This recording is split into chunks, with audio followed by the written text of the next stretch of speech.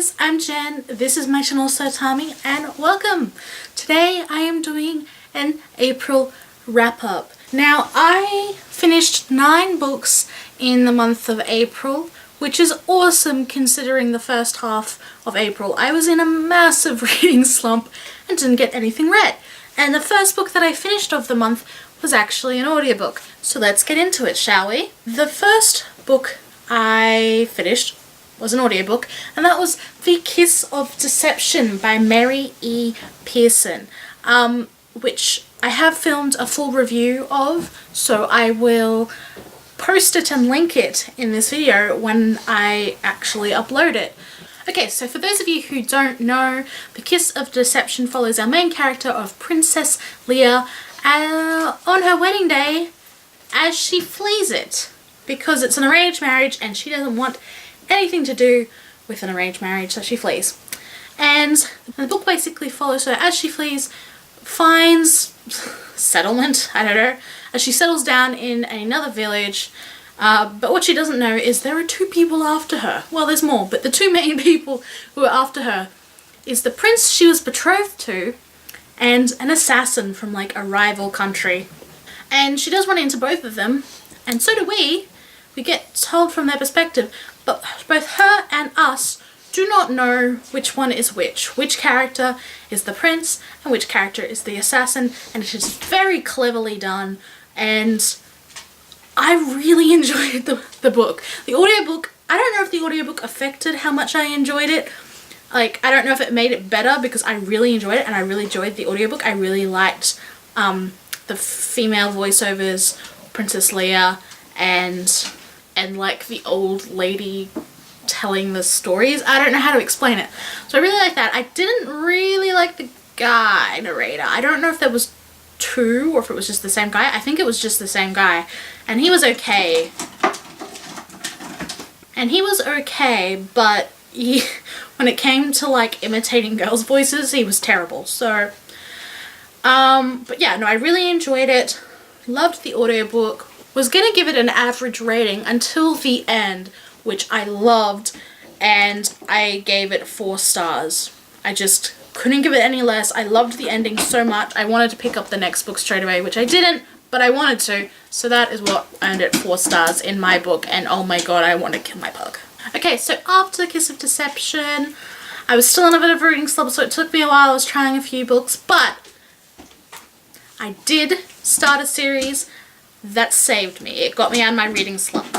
And it was the series that I wanted to do for Tome Topple, which started this month, and I did a TPR for that. And I really wanted to read the entire series of Daughter of Smoke and Bone by Laini Taylor, and that kind of happened. I started reading Daughter of Smoke and Bone by Laini Taylor, and I loved it. At first I was like, I don't understand what the fuss is about. There was a lot of things happening that I was like, I don't know, it's not bad, but these aren't my favorite tropes, so on and so forth. But halfway through, it just changes. Like, everything that you were like, ugh, what is she doing? Suddenly, all was twisted up and was like deliberately not what you were expecting, and it was just so well done. I like read the second half and just loved it, and I had to give Daughter of Smoke and Bone 4 stars because just, it was an amazing book that surprised me, but also it saved me from my reading slump, but I had to give it kudos for that. So finishing that, it was still Tome Topple, so I moved on to the next one, which is Days of Blood and Starlight, also by Laini Taylor, book 2. And yeah, despite the fact that that was over 500 pages, I think it took me 2 days to read, and I will admit I struggled with it just because I had so many feelings towards Thiago specifically, and it just, yeah, I wasn't sure where it was going, but you have to trust Laini Taylor. She knows what she's doing and she does it so well. So I also gave Days of Blood and Starlight 4 stars. Now, if you don't know what the Daughter of Smoke and Bone series is, I think that's a good thing. All you really know is it follows Karoo which is like this awesome badass blue-haired teenage girl as she lives in Prague, which is an amazing setting, let me just say. And there's something not right about Karoo, and you find out what that is, and then you find out some more, and then you find out some more.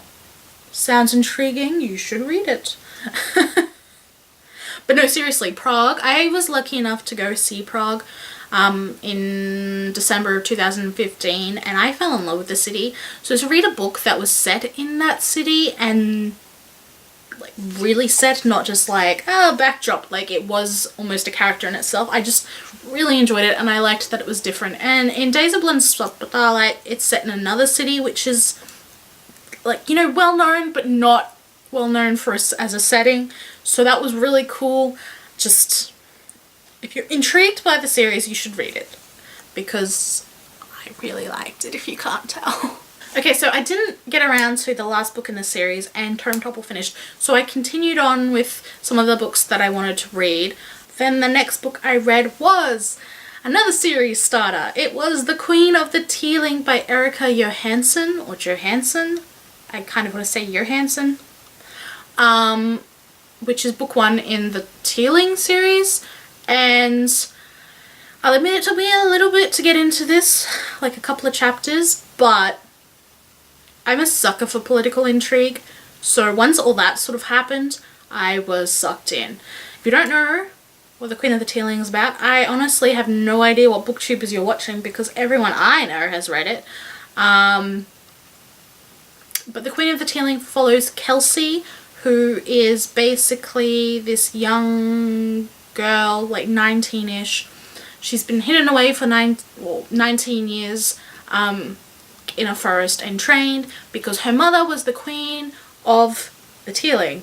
She was the Queen of the Tearling, which is a kingdom, but she was, well, I think she was assassinated, and so they had to hide Kelsey, who is the next heir, but she had to wait until she's 19 till she could actually take the throne. So, and that's where we meet Kelsey, where she is heading back to her kingdom to take her throne. And yeah, it follows her. The cool thing about it is it's set in a regressed society, so it's like the future of our now. Like, it makes references to things like Harry Potter and, you know, medicine and, you know, just cool historical events. So that was really interesting. I didn't see it for a little while, but then, you know, as you start to learn the history of the Tearling and the New World, it's actually quite a cool aspect. So I really liked the character of Kelsey. She is strong but flawed. I just love someone who is intellectually smart, and, you know, Kelsey has something to prove. She has to prove pretty much something to everyone, both of her in her guard, who are sworn to protect her, to her people, to her enemies. And in this first book, she kind of starts, you know, that process, but it's very hard, which it would be, and I appreciate that. The world building is so-and-so, but I suspect that that might continue on in the rest of the series, because I feel like giving away too much could spoil things, so I don't know. But it was well written, even though it wasn't like fantastic, it did its job. The characters were really awesome, not just Kelsey, a lot of the other side characters, but there were so many that sometimes I struggle with remembering their names. And yeah, I just look forward to reading the rest of the series, which I'll get around to hopefully soon. So, I gave Queen of the Tearling by Erica Johansson 4 stars. I wanted to pick up another book, so I did. The book I picked up next was Of Fire and Stars by Audrey Coulthurst, which is a book I just love the cover of, and also like its end pages, it's a beautiful book. It follows a princess whose name I unfortunately can't remember because they're fancy names and I'm really bad with fancy names. So it follows this one princess who is traveling to another kingdom because she is betrothed to the prince who is the heir, and she goes there and basically this whole mystery unfolds, but instead of, you know, getting to know her betrothed, which she kind of does, she actually falls in love with his sister, who is also a princess, and it is also badass. It's a book that has everything you want, you know. It's got that fairy tale element, it's got the twist, which is like the mystery, and it's got two princesses falling in love, which is pretty much all I wanted to read, and that's what I got. And it was such a sweet book. The mystery was well done, if you ask me, although I think the end was a bit rushed. I just loved the two like main characters, the two princesses. Their romance was so sweet, and the thing I didn't know going into it is it's actually kind of like it's not enemies to lovers, but it's like, you know, a bit of a slow build. You know, they have to, yeah, build it. It was special. I really enjoyed it. It was something totally different, but also so familiar. Compared to all the other books I read, it wasn't quite up there, but it did give me lots of feelings. So I gave it 3.5 stars, which is a good rating. So the next book I finished was actually a buddy read, and it's Under the Udala Trees. I actually have the book, so I'm going to hold it up. And it is Under the Udala Trees by Chinelo Okparanta, maybe? I did this as a buddy read with one of my friends from uni. This book is set in Nigeria, and it follows Ijeoma, who basically is a lesbian in Nigeria. It's set throughout a long period of time. Basically, the main character Ijeoma's life, first half of her life, I don't know how old she is when the book ends, but it follows her pretty much from childhood during the civil war in Nigeria, and then continues on. And throughout the book, the main theme is the fact that Ijeoma is a lesbian, and she has to deal with that in a country that is extremely religious and prejudiced against, you know, LGBT rights and people.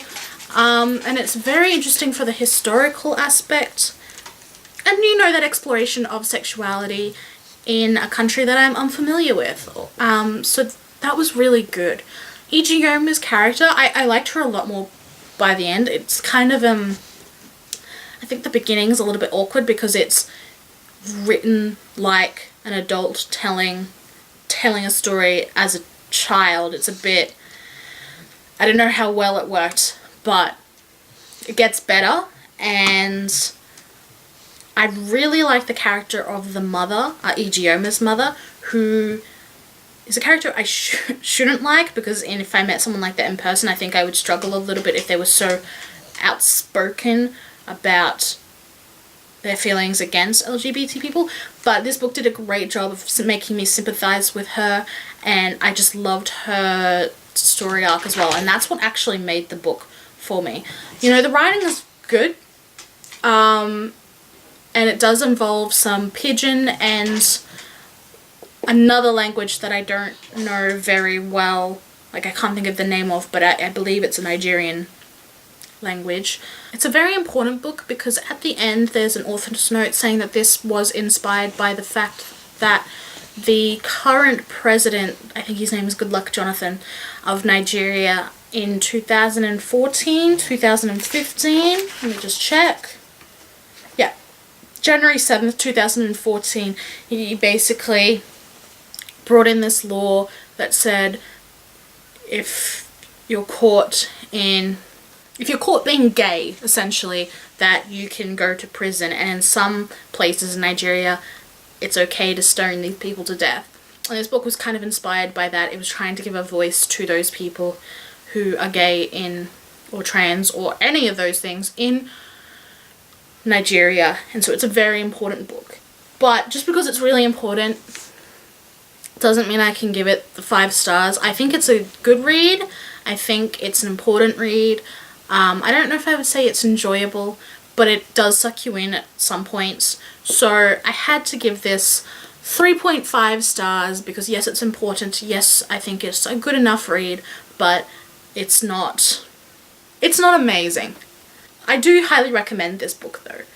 So I kept up the lesbian vibe. I, had read some lesbian fairy tale, some lesbian lit fic in Nigeria, like set in Nigeria. So I wanted to keep it up. And the next book I finished was Everything Leads to You by Nina LaCour. which, can I just say, Nina LaCour is an awesome name. Like, I don't think she got to pick it, but it's an awesome name. So, this book is a YA contemporary. It's set in LA, like, every day, because it's contemporary. Oh, that's a bit bright. Let me move it over here. And it follows Emmy, who is just finishing high school. She's just finished her finals, and she works as an intern, as kind of like a set designer. I don't want to say set producer. She's a set designer for movies. And she got the gig because of her brother, so it does make sense. It's not like, well, that's incredibly unrealistic. There is kind of a story to explain it. But it just, yeah, it follows Emmy and her best friend Charlotte, who is amazing.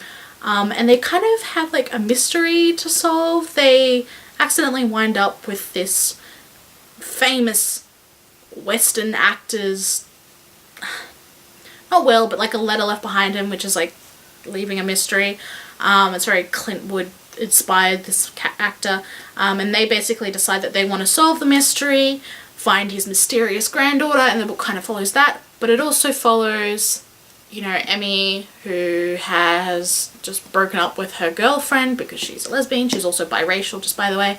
And, you know, her moving on and dealing with that as well, because it's really her first love. It follows a few other storylines, but those are the most important ones, and I don't want to spoil anything else. But yeah, it's, you know, a sweet contemporary with lesbians. What could go wrong? And to be honest, I really loved this book. I'm not saying it's the best book ever written, but I think I really got that serendipitous, you know, right book at the right time. It was exactly what I needed, because I was just feeling really heavy, because a lot of the books I read this month were really long and quite dense, which is not a problem, but I needed something to just, people say cleanse the palate, but that makes me feel weird saying that. But, you know, just a bit of a change, and this book delivered it. I really enjoyed it. I loved the character of Emmy and Charlotte, like their friendship.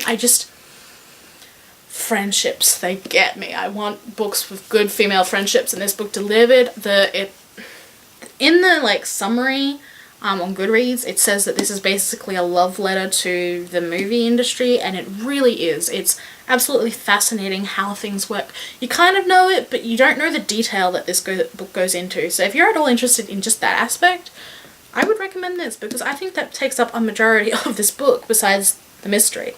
The romance is really sweet, but also not cheesy, which I think is good. I was expecting kind of a cheesy romance, and this isn't it. This does have depth to it. It does,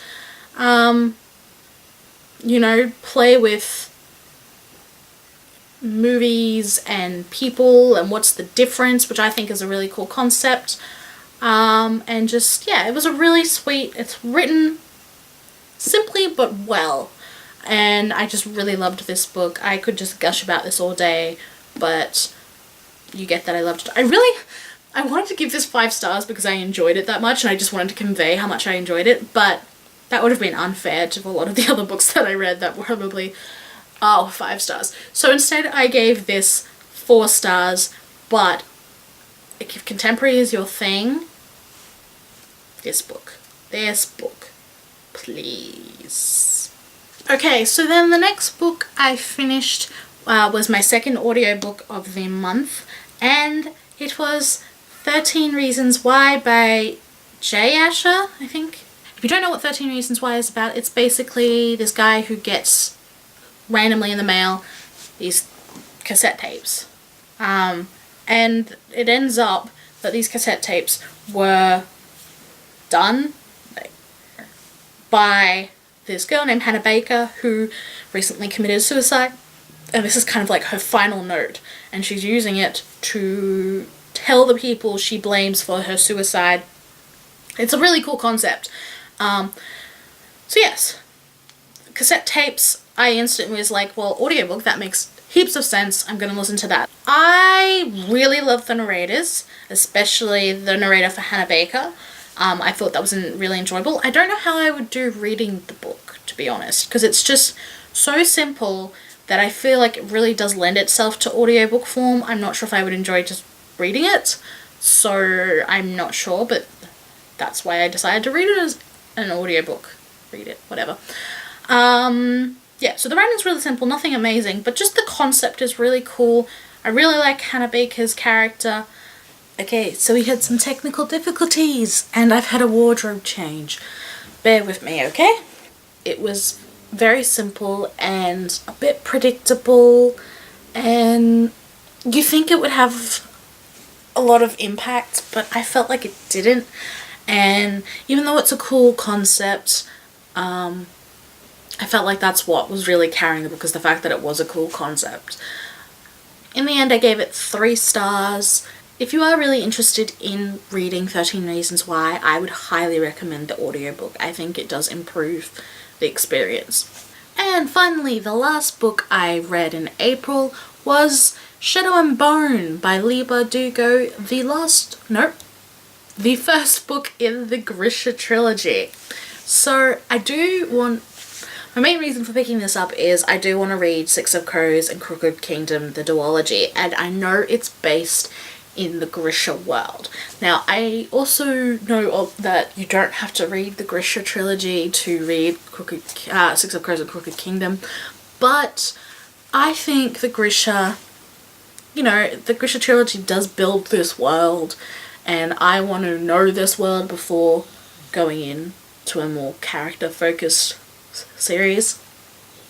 Also, I'm just interested in seeing, because people said they were meh with Grisha trilogy, but they love Six of Crows and Crooked Kingdom, and Leigh Bardugo is just like, it's like a entirely different author, and so I want to experience that. I want to see the difference. I want to see that improvement. So that's why I've picked up the Grisha trilogy.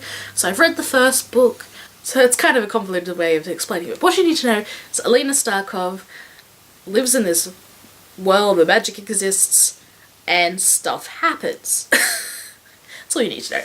It's best to go in without really knowing much more. I enjoyed it more than I thought I would, I guess. I didn't really know what to expect. Yeah, the world is kind of the highlight of this book. It is very interesting and very complex. A lot to do with colour, which I think is really interesting. I do like Alina. I loved her by the end of the first book. I was just waiting and waiting for her to kick some butt. So that was good. I enjoyed that. It's hard for me to judge this book because I'm just so curious about where the rest of it's going. I do like the adventure. I do like the world building.